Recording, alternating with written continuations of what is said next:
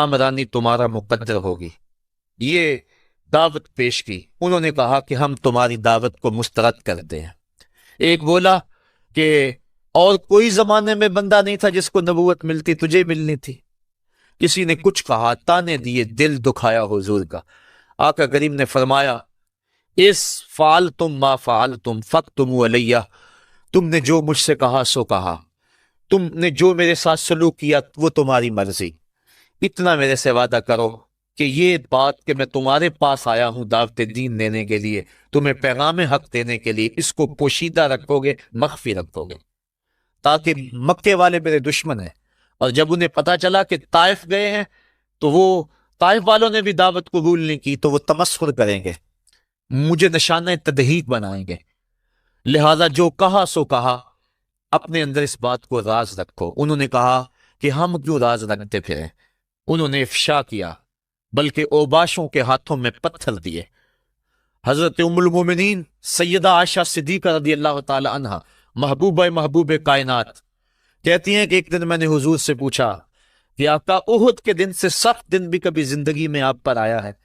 فرمایا ہاں عائشہ، جب طائف کے بازاروں میں تیری قوم نے مجھے پتھر مارے تھے تو یہ دن احد کے دن سے بھی سخت تھا۔ حضور فرماتے ہیں جب میں طائف سے باہر نکلا تو ان کے گنڈے دو رویا کتاروں میں کھڑے تھے، ہاتھوں میں پتھر، اور میں درمیان سے گزرنے لگا تو وہ میرے پاؤں پہ پتھر مارتے، میں پاؤں اٹھا لیتا تو دوسرے پاؤں پہ پتھر مارتے، پھر میں شدت درد اور احساس کرب سے بیٹھ جاتا تو ان کے دو گنڈے آگے بڑھتے، مجھے کندھوں سے پکڑ کے اٹھاتے اور پھر مجھے پتھر مارتے۔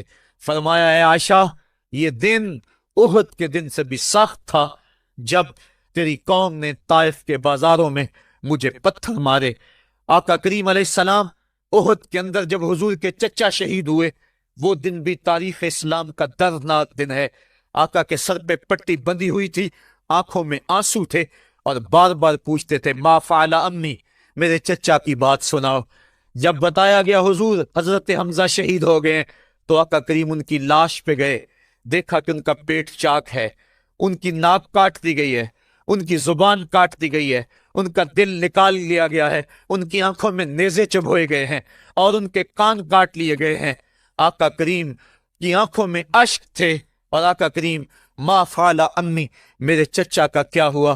آقا کریم اپنی زبان پہ یہ لفظ لا رہے تھے، اور پھر جب حضرت صفیہ آئیں اور ان کے پاس دو کفن کے ٹکڑے تھے، دو کفن کے کپڑے تھے، جب حضرت امیر حمزہ کو کفن دیا جانے لگا، کہا 7 انصاری کی لاش پڑی ہوئی ہے، کہا انہیں بھی کفن دو، میرا حمزہ 2 کپڑوں میں اور اسے 1 کپڑا بھی نصیب نہ ہو، محمد عدل کرنے آیا ہے، انصاف کرنے آیا ہے۔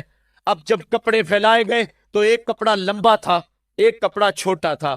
عرض کی حضور یہ جو بڑا کپڑا ہے یہ امیر حمزہ رضی اللہ تعالیٰ عنہ کو دے دیں اور چھوٹا انصاری کو دے دیں۔ کہا نہیں، میں انصاف کرنے آیا ہوں، قرعہ ڈال لو کس کے حصے میں کون سا کپڑا آتا ہے۔ اور جب قرعہ ڈالا گیا تو چھوٹا کپڑا حضرت امیر حمزہ کے حصے میں آیا اور بڑے کپڑے میں اس انصاری صحابی کو کفن دیا گیا۔ اب وہ کپڑا جب حضرت امیر حمزہ کا سر ڈھانپتے تھے تو پاؤں ننگے ہو جاتے، پاؤں ڈھانپتے تو سر ننگا ہو جاتا۔ آقا کریم فرمایا کپڑا سر کی طرف کر دو اور ازخر گھاس لے کر پاؤں کی طرف ڈال دو۔ اللہ کے محبوب علیہ السلام اس دن اتنے غم زدہ تھے کہ جب دوبارہ مدینے پہنچے تو حضور کو پکڑ کر خچر سے سواری سے اٹھا کر حضور کو جو ہے وہ نیچے رکھا گیا۔ سخت تکلیف میں تھے، دکھوں کی زندگی، طائف کے بازار، پھر مدینے کے اندر جب وہ ماحول آیا، خوبصورتیاں آ گئیں، روشنی آ گئیں، آسمان سے ہر دم نور اترنے لگا۔ وہ وقت گیا جب لوگ پتھر مارتے تھے، اب حکم ہو گیا خبردار میرے نبی کی آواز سے آواز بھی اونچی نہیں کرنی، خبردار تم نے میرے نبی سے کوئی مسئلہ پوچھنا ہے تو پہلے صدقہ لو، پھر فقیر ڈھونڈو، پھر خیرات کرو، پھر میرے نبی کی چوکھٹ پہ آؤ، تمہیں پتہ چلے کہ کس چوکھٹ پہ آ رہے ہیں، کس در پہ آ رہے ہیں۔ آقا کریم علیہ السلام اس ماحول کے اندر گھر میں خوش ہیں، آنگن میں خوشیاں ہیں، پھول کھلے ہوئے ہیں۔ حضرت ابراہیم علیہ السلام حضور کے شہزادے حضور کی ران پہ بیٹھے ہوئے ہیں، حضرت امام حسین بھی دوڑتے دوڑتے آئے اور وہ بھی حضور کی ایک ران پہ بیٹھ گئے۔ حضور کبھی حسین کو دیکھتے ہیں